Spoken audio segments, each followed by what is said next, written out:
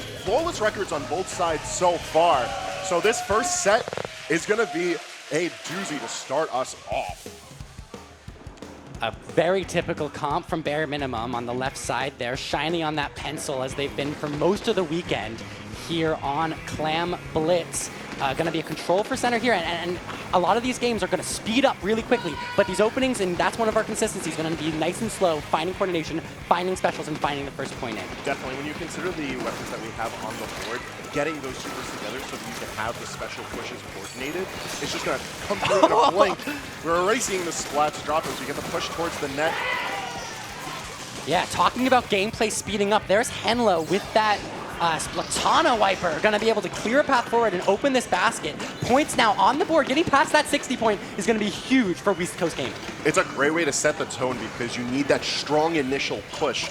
After a point, those clems are going to dry up, but if they could break that 50 threshold, that will be huge. Look at the picks continuing, right? You open up that basket, you get some clams in, but the picks don't stop coming. Weast Coast Gaming getting 3 more there in quick succession, and that allows them to rotate back, find clams. They're already down to 38 points. And they're keeping the tempo high. They throw down the cooler so close to the net. Just want to keep that action pushing back Bare Minimum, but it's not going to be enough. The barrier closes, but 38 points remaining. A fantastic way to start game 1. Look how quickly the paint is switching right back over to Bare Minimum. They wasted no time. Even Rice with that 52 got not the best painting weapon. They're the one pushing forward, helping find space, and Pepe's going to come in and put paint down cool on the right side with a wiper of their own. This is how you start to get a push moving. Though Pepe's Trizuka, they're not going to find Still gets the pick on utility. Hello. And furthering it with the doubler, going to get popped, but they're still pressing forward with their team. Excellent work, and this is where we're going to see Bare Minimum manage to rally. Such is the nature of Clam Blitz, though. You get that point, you break the barrier, it doesn't matter how heavy of a lead, if you can coordinate your team to push. But it's not looking like Bare Minimum has that luxury right now. A couple of clams on the board if they could press it forward, but not in time. Henlo on that respawn playing super aggressively here, all the way up. We're going to watch their POV Shiny getting a jump out. That's the respawn you need. You need to force space, get your opponent all the way back, and move in. And already, Weast Coast Gaming has followed up, and this is the fast-paced gaming we're talking about. Moving forward, getting another push here moving. And look at the map. You see the way the ink is trading. It's just this back and forth, the neutral play. Even though... Hold on. All right, we got the net breaking. We might be able to make something here. There's a little bit of discoordination on Weast Coast Gaming, but net is taking some pressure. Hold on. Cool and Pepe trying to make something work here as a pair, but a flank from the right side. Defense. That's Rice able to pair up with their teammates, unable to punish Pepe and Cool was Weast Coast Gaming. And Bare Minimum's going to be able to come in through, clean up this push, and maybe slow down this game a little bit. That was such a fantastic counteroffensive from Bare Minimum. Seeing them push out from when they had their net popped, they knew that there was just no momentum there. Right. They broke it apart. They weren't able to make a push of their own from that point. They just didn't have the ink. They didn't have the specials available to them. But to stop the bleeding that quickly, that efficiently, that's what you need when you're on the back heel. 3 minutes now into this game, and we finally hit a little bit of a slow point. The splatter color screen out in favor of Bare Minimum. Now that's going to go down, but a nice way to shift the momentum into their favor. They're down a lot of points here. 61 they need to find this lead. And a pick there and a trade from Pepe and Thunder. Trade's going to go to the offender here, and a lot of points now coming for Bare Minimum. That's a good amount of clams on the floor, too. They could very well make this difference if they keep the pressure up. Screen is up, pushing outwards. And that's such an important corner to take on this map. And just like that, they'll also take the lead along with it. But Weast Coast Gaming looking for a way in. It's Keen in the top right, trying to find a pick. They're going to keep it open. They're going to keep coming in. Wow, another couple clams there in a sneaky play. And now you're forced to play hyper aggressively. Henlo forcing all the way up to try to stop the bleeding. That's so many clams in one push. And with 50 seconds left, it's just who's going to get this last push here to determine this game. With less than a minute on the clock, they need to rally. They've got the couple of picks, 2 down. It's huge as they try to press the offensive towards the net. Thunder in great position with the Kraken. How deep can we go? Gonna force a jump out there, but with one behind, it's cool with the wiper, forcing the players of Weast Coast Gaming out, and not enough speed here. We got early, the jump in though, but the that's Clam's massive! gonna come in, and points, one more Clam will end this thing here, and a wipeout in their favor. Henlo sees the Clam spawn, and there it is, with a little bit of a booyah, and a win in their favor. Weast Coast Gaming takes game 1. In a confident fashion, too. Yeah. Very aggressive back and forth from both teams, but they saw their opportunity, and they ran with it. Right. Talk about a game that's all about shifting momentum, but finding the tempo. I like that word that you called out, because they found the speed that they needed, found a moment to back up, play a little slower, play a little bit more coordinated, and then zip forward again with Henlo's Wiper all the time, pushing ahead of their team, playing quick, understanding the rest of their teammates are going to paint up behind them and follow through. With the more aggressive map mode combos, sometimes you just have to respect that the enemy team is going to set the initial tempo. It's their dance to follow. Sure. But that doesn't mean that you don't have the opportunity to find flaws in their gameplay and then just break away. And I feel like that's what we ultimately saw for Weast Coast. We talk a lot about in clams is that you can't wipe on a push. Is that if you get that basket open, it doesn't matter how many points you get scored, that if you wipe and you all go down, the entire map's going to flip, and now you have your opponent has a lot more utility to have a coordinated push that gets even farther. These teams did a good job avoiding the wipe, but just one player is not enough to keep your team going when the gameplay is this high level. So punishing those pushes and the overextensions, getting greedy with the points, is something these teams need to figure out. Tower control is another place where that happens. Yes, sir. We're going over to Hagglefish Market for Game 2. Now, talk to me about this map mode. What do we got looking ahead of us with Weast Coast starting ahead? A good number of choke points, but once you get through that second checkpoint, this is a snowbally map. So if you can find your way up into that top right area and push your way through, even the highest level teams struggle with finding the utility to defend it and to stop that tower in its tracks. So this game is going to be decided around that first checkpoint, that once you break it through, it's all about a little tent area in the top right, that if you can control that, we'll be able to slow it down. We're going to have to see what bare minimum can pull out here if they want to take game 2. I'm also curious to see if we're going to get any dynamic shifts when it comes to the weapons on board, because it felt like very well-rounded play, and at least from the preview that we can see, it's not looking like too much of difference, but what's that going on over there? I still see the pencil out from Shiny. Again, the same exact comp on one side, but Birch now with the pencil of their own. So matching the coolers that they were able to put out last time, that's going to be huge. And already one out, Birch. That pencil is doing a lot of utility, a 2v3 in the opening seconds. It's such an important weapon to keep on the board, especially when we're trying to keep up with this high-octane play. You want to be able to keep up that aggressive play. You're able to play at the distance. You're able to play with damage. Most importantly, we're going to talk about the cooler. Oh, Henlo struggling to find a way through, though, with that hammer. But look at this. We're talking about Henlo, right? Pushing forward, forcing the opponents to deal with them. And we're already through that first checkpoint. This could be the push that ends it all. We're not even a minute in. This deep play with the swiper is just looking so good. Being able to navigate these narrow corners is huge if you're able to do so on your own terms, but we got splats all over the place. Pepe able to find a way through. It's about to call out Thunder in the top right, following the work of Keen to clear out that tent area, as I called out, but it doesn't matter if you're not watching the tower. So now Henlo's all alone in enemy lines. They have to burn a Trizuka to deal with them, and Henlo's charging through while the team does work on the other side. Now 3 down and a delayed wipe for the favor of Wiest Coast Gaming? Is that? No, sorry, bare minimum. They're finally pushing forward once again. That's such an important deep dive when you consider the positioning for a map like this. Like, to have someone breach forward that far and for that long, drawing so much focus, it gives your team so much opportunity to rally, get supers ready, just be in position, have everyone on the board, but far from what we can see now. Okay, but one push already ended with almost a wipe, and they were able to keep the momentum with one player behind. Now, last time it was Henlo, but Thunder's doing the same magic. There's a pick and a half, 3 down again in bare minimum's favor. I don't know what's happening. This is dominant gameplay that we did not see in game 1. Rush, we're seeing so much, I think the keyword here, comfort. The comfort of bare minimum to play behind enemy lines like it's their space.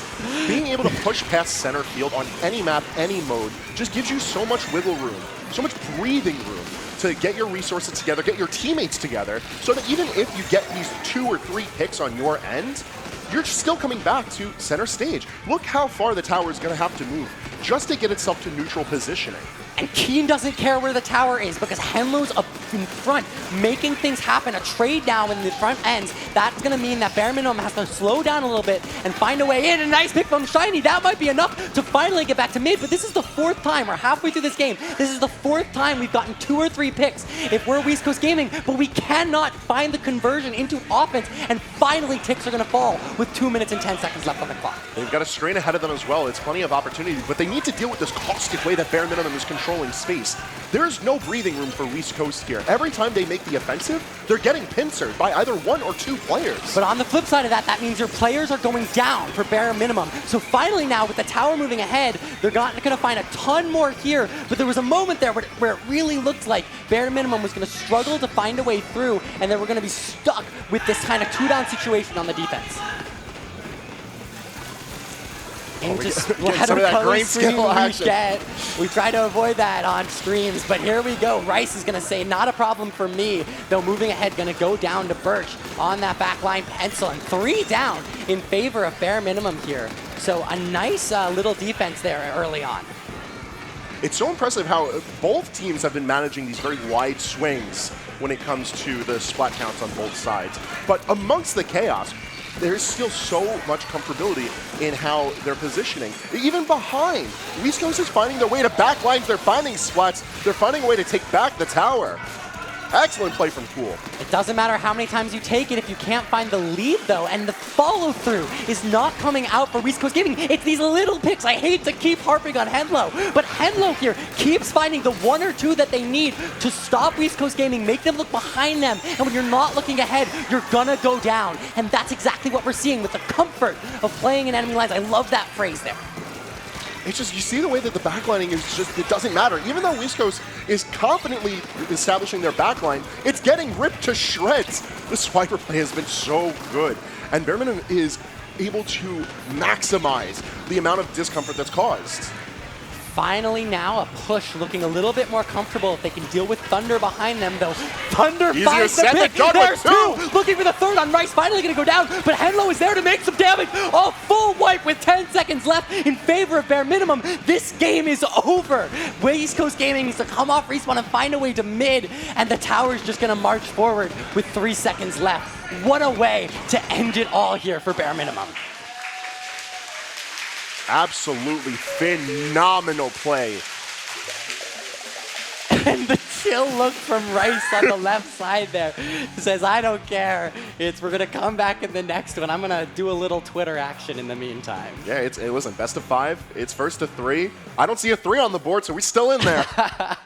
The same locked-in facial expression from all of these players. So you have to, well, I stand corrected as we get some memes coming out from bare minimum. It's a Splatland. You know we got to keep Yeah, the memes. what would it be if not some GIFs on main? Oh, but I think that just speaks to how well coordinated bare minimum is and like how that shows in their gameplay. Because we saw a very consistent game plan from start to finish. Sure. Like, they had a very clear idea of how to pierce through the backlines and just make the entire map their own, regardless of however the ink played and however the amount of specials available, how many Inklings are on the board. It just didn't matter. It was all on bare minimum's terms, and they kept on consistently setting that as the tone of game 2. Complete aggression and distraction. That rat-style gameplay from bare minimum the whole way through. In Rainmaker, I have 2 thoughts. One, if you can stay behind enemy lines, you can keep that uncomfortability on Wiest Coast Gaming. They can keep looking over their shoulders, I called out. But the flip side of that is you're losing an aggressor when you're pushing, because one player has to grab that Rainmaker. And all of a sudden, if you have one person being a rat and flanking, you're only down to 2 people supporting your Rainmaker, and that becomes dangerous. If Wiest Coast Gaming can find a way to tip bare minimum's balance on a push, maybe even ignore that rat and just deal with the objective, they might have a different story here in Game 3. Yeah, this is a very big opportunity for either of these teams to flex, because it's either we start to see the shift over in favor of Wiest Coast, or a completely different game plan is going to bring bare minimum to a very convincing 3-0 at this rate. But that's the whole order on both ends. We got to see how it pans out. A big change-up from Wiest Coast Gaming here. The Zap is going to be our cooler supplier, but Rice going down early means that cooler is going to come out for bare minimum much quicker. Shiny, on the other hand, switching to that new stringer weapon. That's going to provide a little bit more defense, but picks going on both ways. It's bare minimum, though, taking paint control early. All right, this is a pretty big shift from what we saw in games 1 and 2. That delayed start could be a big deal. And that pick might be a big difference with Pepe and Rice now ready to make something happen on the backside. Shiny supporting from above, and a pick there and a pick 2. And that's the difference in this comp that we're seeing here. A little bit more passive support and backed up support. And we don't see Henlo able to go off and make those flanks happen. A little bit of that map, but a lot of it's this comp. Yeah, no, honestly, I'm glad you highlighted the Stringer because I'm loving the wave breaker pressure right at center stage. It's very difficult to try to break through that. But center stage doesn't matter when your Rainmaker's in the front left, and 3 down now off of this pop. It's just cool to play defense. They've got a bubble to their name, and that's going to help them out a bit. Finding 2, Birch has to back up. Cool's going to chase him down, and a lucky defensive there, if I'm being honest, from Weast Coast Gaming. That looked bad for a moment. Such good use of the weapon, taking advantage of that little burst dash and the wide amount of ink that gets thrown down. It's not even just how wide of a path you paint, how far with that, and being able to press onward, even as a solo unit, but no one to be found after that. Delayed wipe in favor of Bare Minimum as they look to put pressure on again. First checkpoint down in their favor. They want to be sneaky. This right side's an option, but Birch doesn't think so. Pulling it to the left side now. A little bit of backline support. Finding 2. There's Pepe Cool down to the and Rice as backline. well. But Cool flanks around. I didn't even see that. It was such a quick flank, too. Just immediate pathing, went in for the splat. Cool says, Henlo, I see you. I can do it too. Mine's a little bit bigger though. The Rainmaker sits in a very uncomfortable position. It's going to be able to break itself to center field off Weast Coast, and they are kind of in a messy situation to be able to push, but they could very much get into that podium for the checkpoint. A player advantage in Weast Coast Gaming's favor, and Birch stuck between a rock and a hard place, but somehow staying alive for far too long. Pepe distracted, not able to help the objective, and finally Birch will go down, and the pop goes in their favor, but Henlo wants to clear this thing and reset. Oh, that was so smart! So no longer a push for Weast Coast Gaming. That's going to put on the brakes. Oh, got to give flowers to that play for Helmo, pushing through with the stamp, gets the pop on the Rainmaker, and then just takes the Rainmaker itself, get it off the map.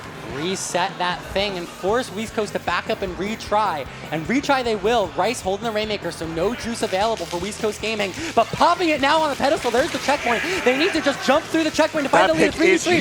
And there's the lead with Walkery Rice moving forward. And Bare Minimum finally gonna find the picks. Not before the lead though. And a transition of power once again. Blue paint returning to the field.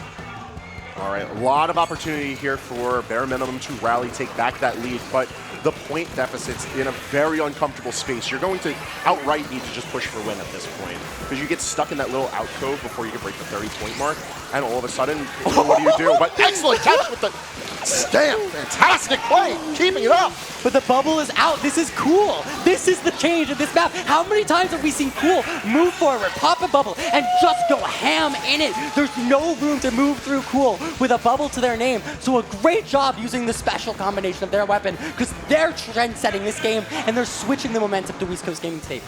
If y'all thought you saw enough of that weapon, you're going to have to think again, because this is inspirational play. Walkery Rice stuck in a 1v1 with the Rainmaker. Shiny now able to offer some support, and Cool's jump in. But a slower push now getting moving for Weast Coast Gaming, who's in the lead for the first time really this entire set. And 50 seconds left, they can play a little more passively. They don't need to be going for points necessarily. 44 is not great, but it's enough for now. They have the timer if they want it. Yup, and I'm so glad you brought up the timer, because playing to time is a very important way to just recognize the different dimensions of winning Rainmaker. It's a mode that's known for being very volatile, as we see from a wipe completely clearing the board of Weast Coast Gaming. Look how far up. I think Bare Minimum wants to move this to the right side if their paint tells us anything. And Weast Coast Gaming's on the wrong side of the map to play defense. Rice drops down the right side. Birch moving up left. Henlo's Hammer in the lead. And there's there the we lead go. swap. A genius play from Bare Minimum. Moving it right. No one on Weast Coast Gaming saw that coming. Eps, that was just fantastic recognition from multiple members of Bare Minimum. They saw the opening that they had, and even though it's an incredibly risky, dangerous play, they just sent it. And 5 seconds left if Weast Coast Gaming wants to take this back and not be eliminated. They need to find a left side push, but it doesn't matter if you're going down with the Rainmaker. No overtime for them. And Bare Minimum comes back in dominant fashion in 10 seconds in that game and wins the whole set. They're moving on to top.